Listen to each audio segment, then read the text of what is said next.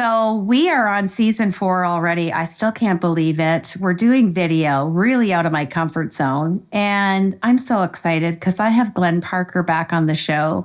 Glenn has been on with me in a previous season, and he told me he wasn't going to write anymore. And he went ahead and wrote another book with his son, Michael. And Glenn, it's such an honor to have you back on the show today. I always love our conversations. So welcome. Thank you very much. I'm looking forward to our conversation once again. It's always a joy. And I'm getting you on record because I'm going to be in New Jersey this summer. So I'm definitely stealing you for a lunch or dinner in Long Beach Island. And I know the conversation's going to be even better. And maybe there might even be a martini involved. You never know. I think that's a very distinct possibility. And you may get the designation of Jersey girl if certain things go right. There you go. Well, I spent some time there as a young girl, and it's absolutely beautiful. And I have a family that I have a long-standing relationship with. So again, it's a big world, but at the same time, it's quite small when you start realizing all the interconnectedness. So I want to just give a little bit of your bio because it's amazing. Glenn, for those of you who haven't heard his previous episode, which we're also going to put in the podcast episode description because he's done so much and continues to do so much on a global level. But Glenn is an internationally recognized workshop facilitator. He's an organizational consultant. He is a conference speaker. He loves working with teams, collaborations. I asked him if the new book was number 17 that he's written, and he said he lost track. So you're going to get a glimpse of where this conversation is going to go today. Glenn is also one of the 75 management thinkers recognized in this book. And I could go on, but I'd rather you enjoy an intellectual, stimulating conversation. So Glenn, I'm going to dive into my leadership questions. Congratulations on your new book, Positive Influence. And this is number 2. And my first question is, you have always talked to me a lot about positive influence leaders. And I love the alignment because heart-centered leadership is well within the framework of that. What is a positive influence leader? Well, Deb, let me answer this the way I like to answer it, which is by telling a story. In this case, it happens to be one of my stories and we like to use stories to illuminate the various aspects of leadership because we think it's a lot more impactful than saying the 5 characteristics of a positive influence leader are 1, sets clear goals. No. So let me tell you this story. I'll take you way back. This is to my first job out of graduate school, actually my first professional job in my life. And it's also my first performance appraisal with my first boss, Larry. So we're in the meeting and it's going quite well. He thinks I've done a good job. And we get to that point in the performance appraisal discussion. It's right on the form, and I've prepared for this, and it says your development plan. What are you going to do and going forward in your career? So, and by the way, I should say about my job, I was a researcher, so I would look up information and write reports that would be used by other people in the organization. So I looked up things and I wrote reports, and I looked up more things and I wrote reports. You're getting the point. It was fairly boring. So, but I noticed that across the hall, the people who were doing leadership training were having a lot of fun. They were traveling all over, conducting workshops, coming back with stories about the workshops, about travel stories and all that. And I said to Larry, I think I'd like to try leadership training. Could I, as for my development plan, could I sit in and observe a class just to see what it's like? So he said, that's funny, Glenn, because next week I'm going to be going down south and I'm going to be conducting a couple of workshops, and you can come with me. But there's just one thing. I can't justify your travel expenses unless you conduct the training. So at that point, my lips start to quiver, and I go, Larry, what can I teach? I don't know anything. He said, don't worry about it. We'll figure it out. And he did, and I did, and it went well. And I said, wow, this is what I want to do. So let me tell you what Larry did. Now, he could have said, which I can imagine other leaders saying, well, look, why don't you teach the 2 days? It's a fairly easy group. Why don't you teach the 2 days? I'll sit in the back of the room, and then I'll give you feedback at the end of the 2 days. No, he didn't do that. What he did is he gave me a 2-hour unit that was scheduled for the afternoon of the second day. So the group had already been warmed up, and even I couldn't screw this up. This was made for me.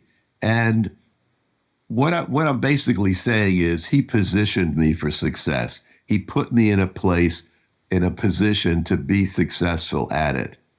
And that's one of the key characteristics of a positive influence leader, besides motivating people and being supportive and teaching them like what he taught me to do in conducting this little 2-hour unit. They put you in a position to be successful. And that's a key characteristic. And by the way, I didn't realize what Larry had done at the time because, I was, like a 24-year-old schnook who didn't know, which way was up. And so, but I figured it out later on that he had done this. And so that was really impactful, and it changed the direction, of my life and my career. And I went on to do leadership development and then organization development and team development. But in many ways, I owe it all to him. So that kind of an idea of what a positive influence leader, there's other dimensions to it, but gives you an idea of what they can do to help you be a successful person. I love that. And it leads nice into my next question. So this question, you've heard it before. It continues to have permanent residence on the show, especially after talking about positive influence leadership.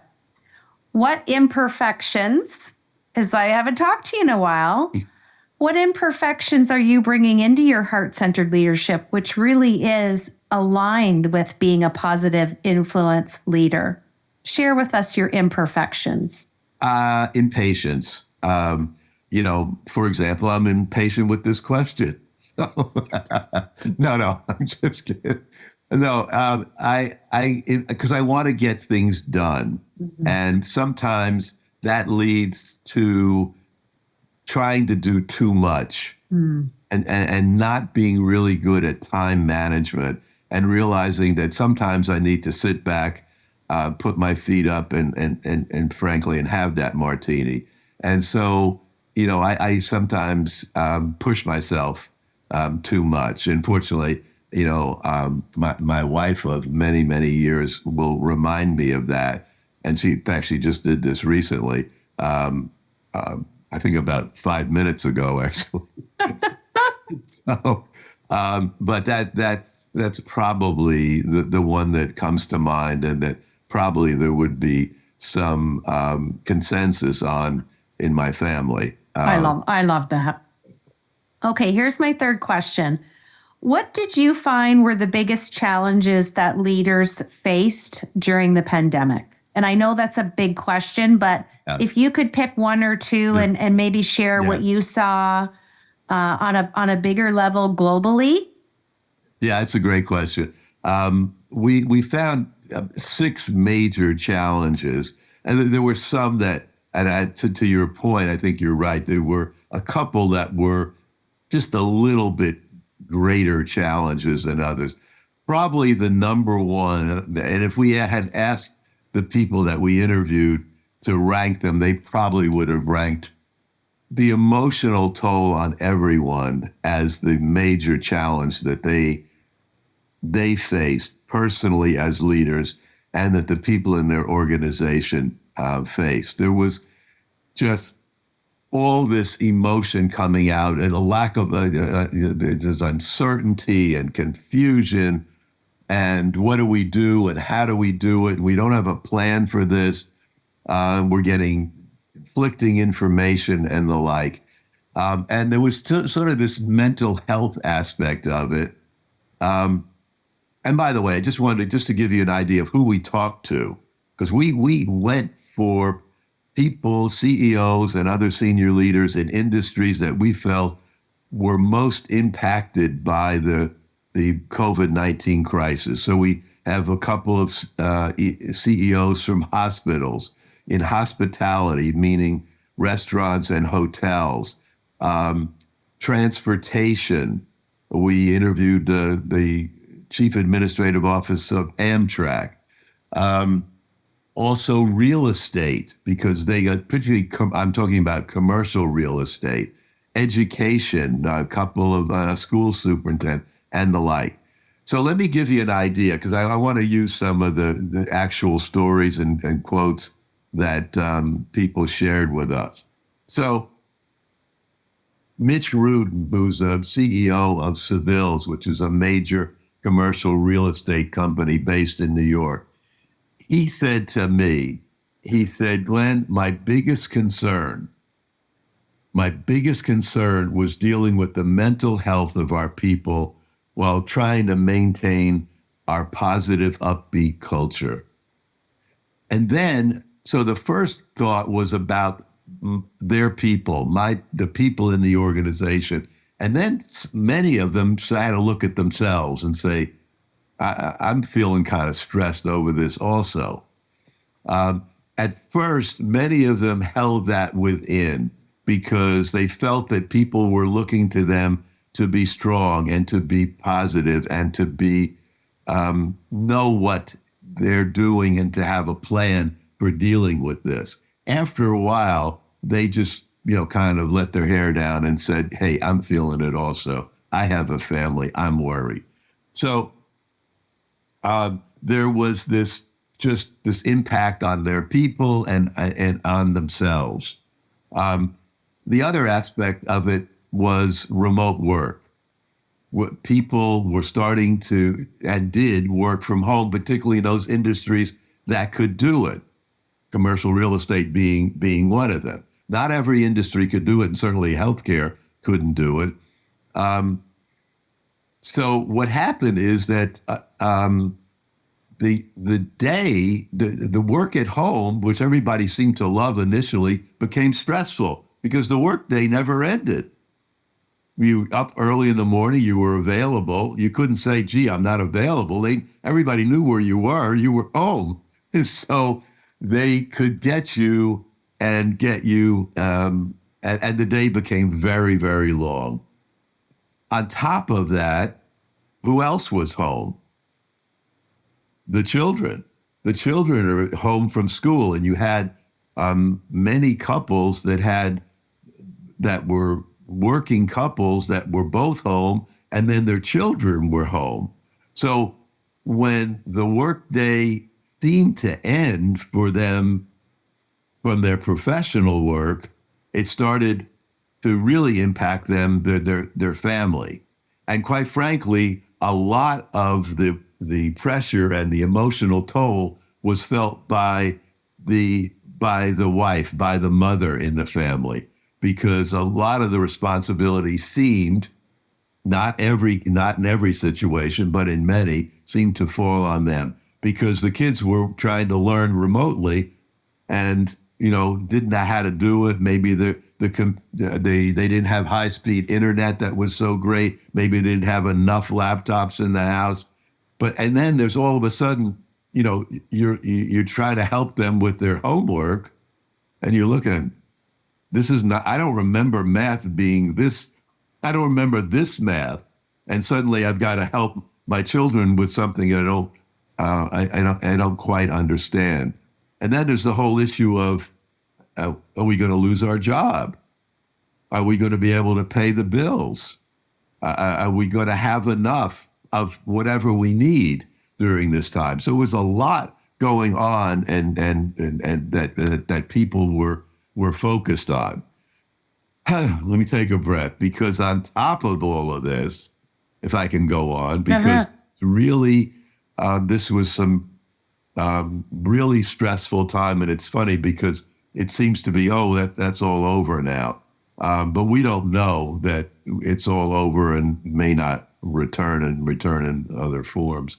On top of all of that, during this time in the States, you had the murders of George Floyd and Breonna Taylor and the emotional impact that had.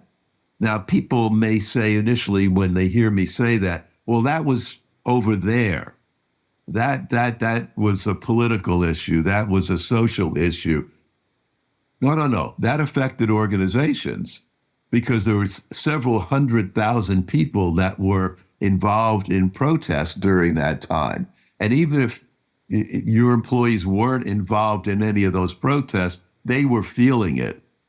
They were feeling the impact of it because it impacted a lot of people, and many of the people were part of your workforce.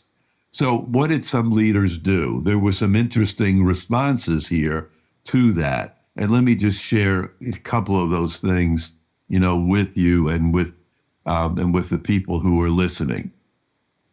For example, Eric Nordstrom, who was the CEO of Nordstrom department stores. He flew to Florida to meet with local police because one of the employees of Nordstrom's seemed to have been harassed by the police. And he flew down there to meet with the police, to meet with the employee, to meet with the other employees of that location of Nordstrom's. So he was right there and said, we're backing you, we're supporting you. And the fact that a CEO would show up for something like that was a big statement.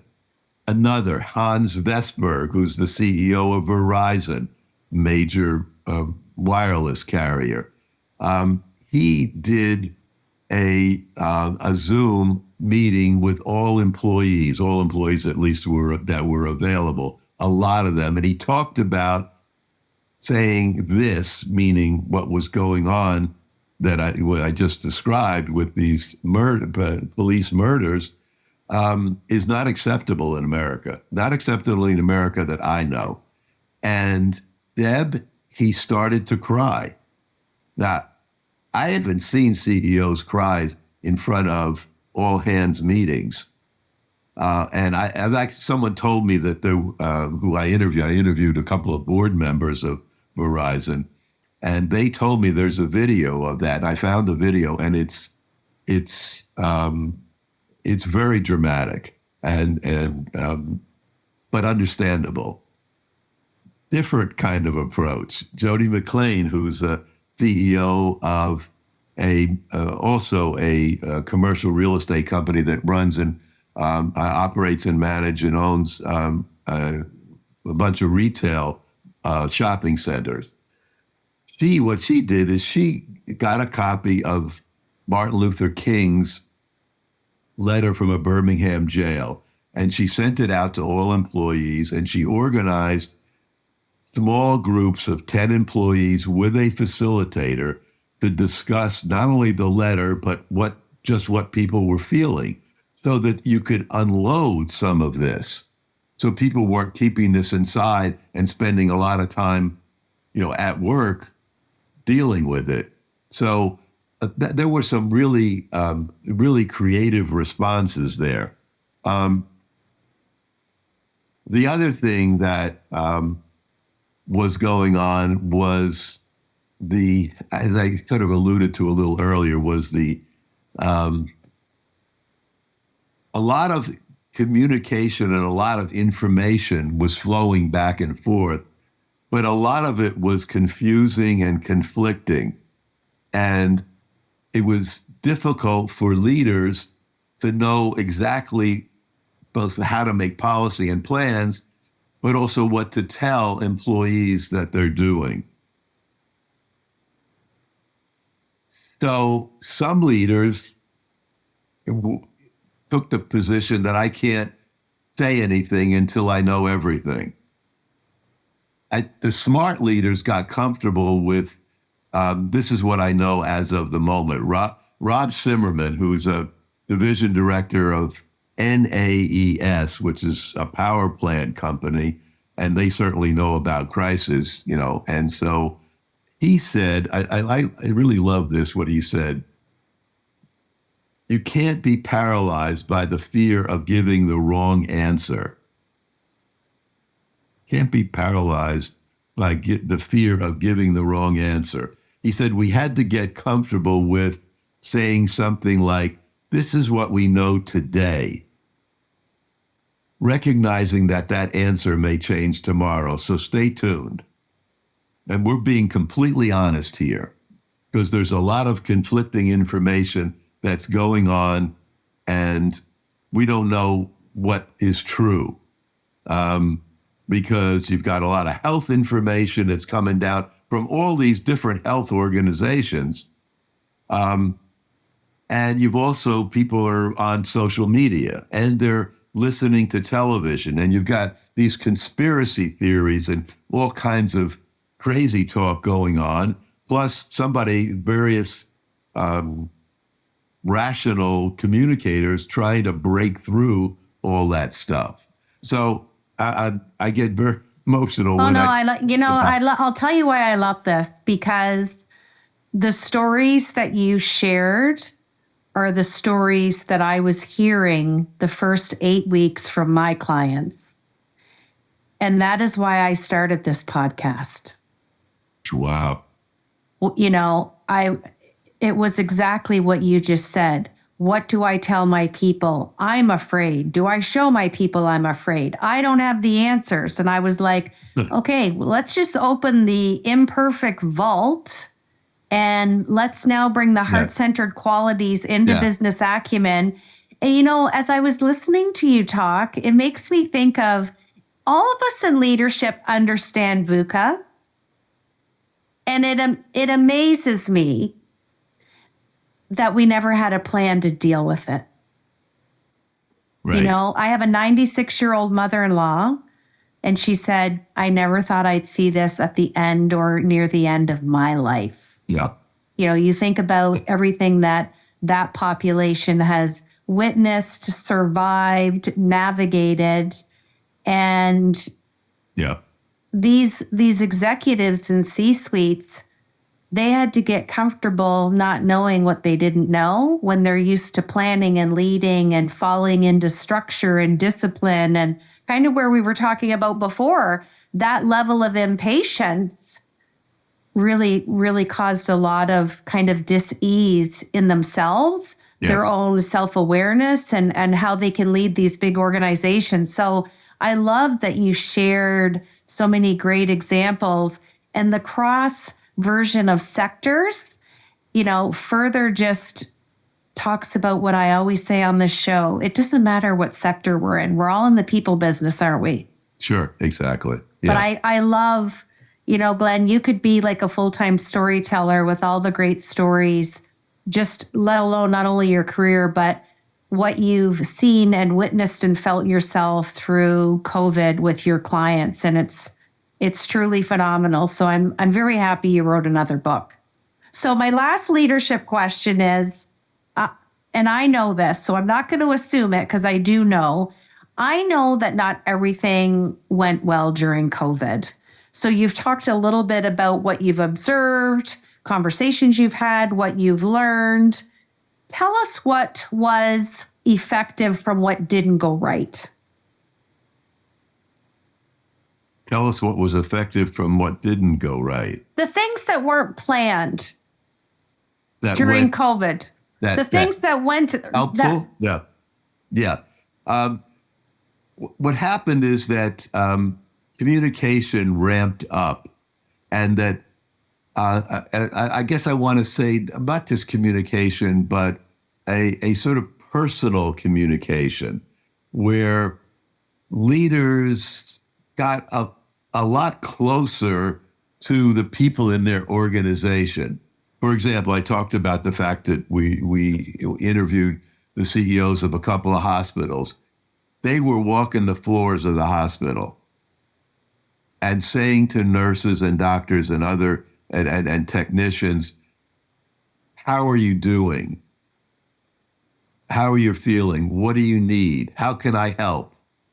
Do you need some time off? Do you need to talk to somebody? Because just over there, we have the staff psychologist, staff psychiatrist, and we have the local the local minister available for counseling.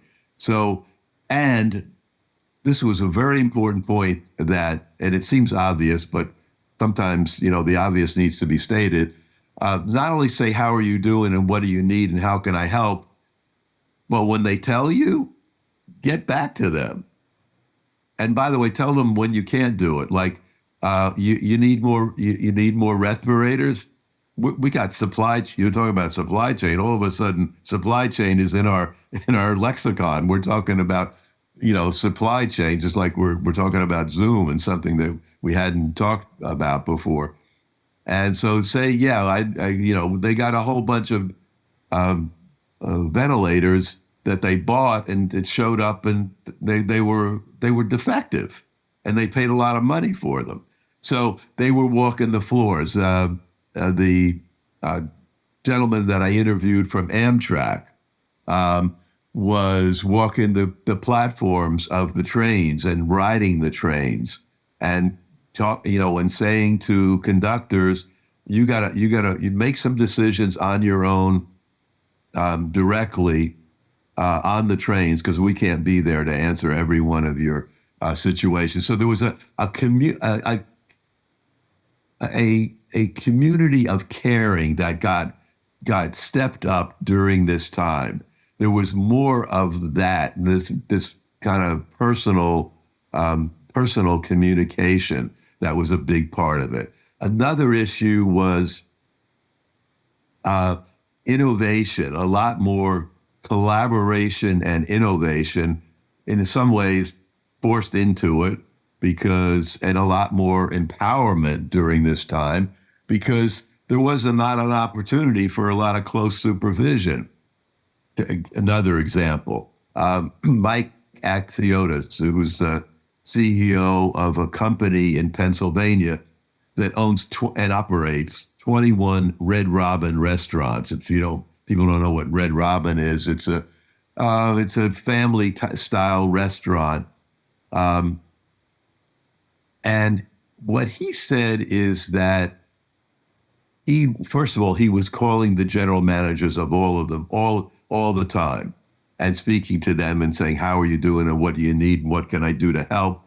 And he was also asking them, what are they doing to deal with the reduction in the number of customers coming into the restaurant, reducing the number of staff that they have, supply chain issues where, food's not arriving for preparation.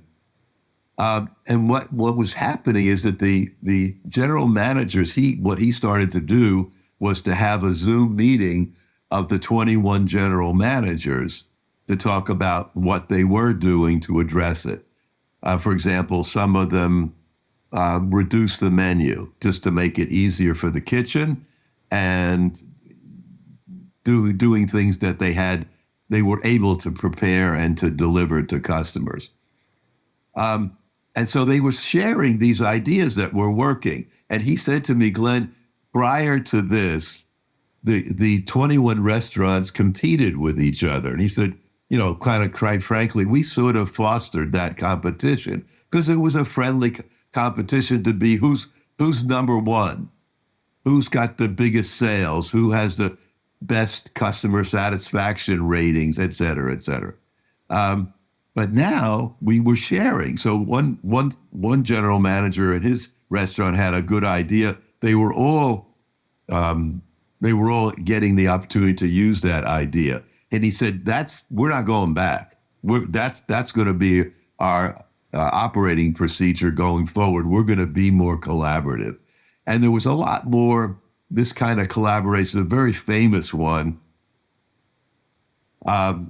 We talked to the CEO of the Javits Convention Center in New York City.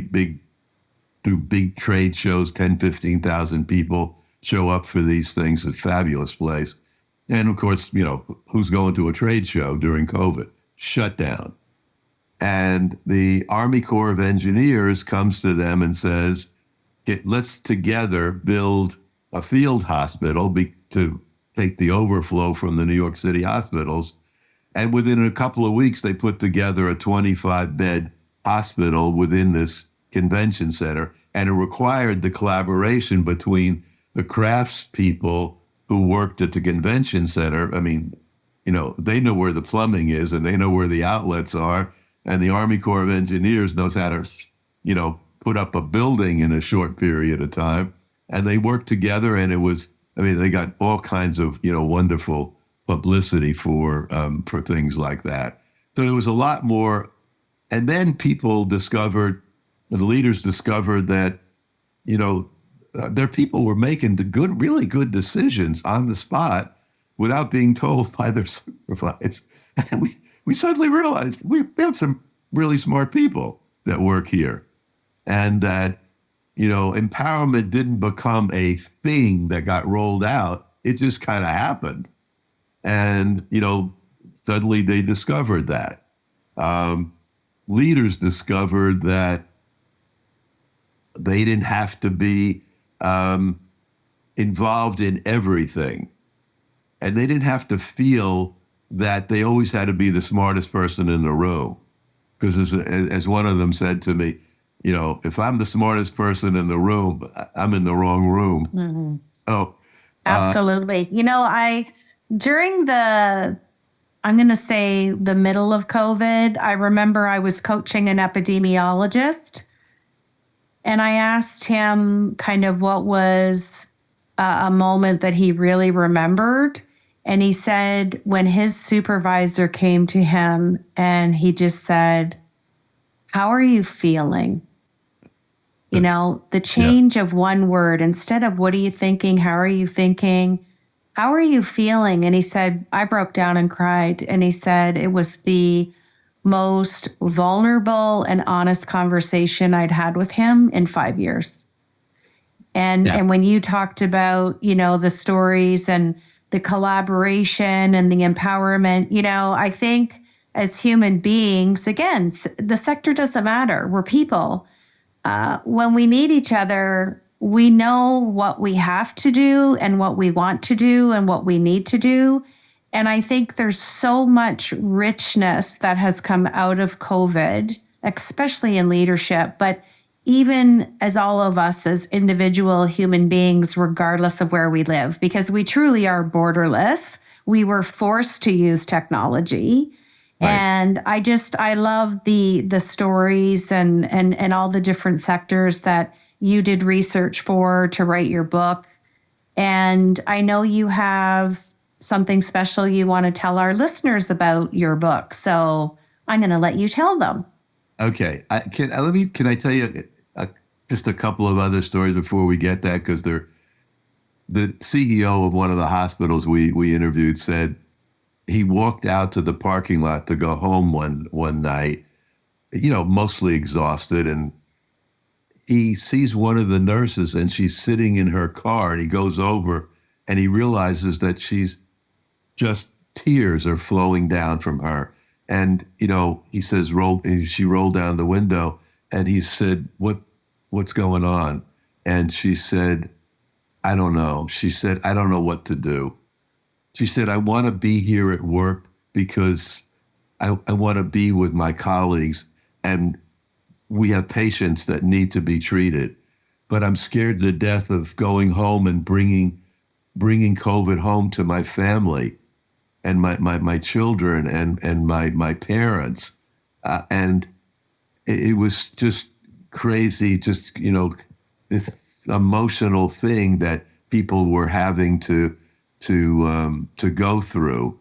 And one of the things that people learned about themselves, these leaders learned, because we said to them, what did you learn about yourself? And they learned that many of them said, and I've got a bunch of quotes here that we shared in the book, I took things too personally. One of the men, Deb, said, I ended up having a heart attack. He said, because I took things too personally and I swallowed everything because I didn't want people to see me being vulnerable. He said, now I learned that I've got to let it go and share things with other people, and we'll all kind of work together on this. By the way, I kept in touch with him, and he's fine. But we heard a lot of that kind of. I learned a lot about myself by going through this stressful period. The other thing they learned is that they weren't ready.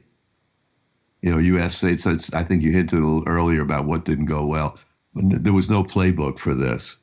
And what worries me is that we didn't really do, a 9/11 commission to really study what happened, what went well, what you and I would refer to as an after-action review, where we sit down, a project's over, and we look at what went well, what didn't go well, and what would we do different next time. And we asked, did you do anything like that? Well, I did it kind of informally. Everybody wanted to get back to work, that they didn't take the time to do that. And that's a shame. So you got me going here, Deb. So I just wanted to share a lot of that. So as far as the book is concerned, I do have a nice offer for your people. What I'm going to say is that the first, let's say, 5 people that email me, and I'll give you the email address, and say that they will buy a copy of this book, Leadership in a Time of Crisis, and gift it to a colleague or friend of theirs, what we often refer to among positive influence leaders as paying it forward. So if they pay it forward to someone, if they just agree to do it, this is all on a trust level, I will send them a signed complimentary copy of the book.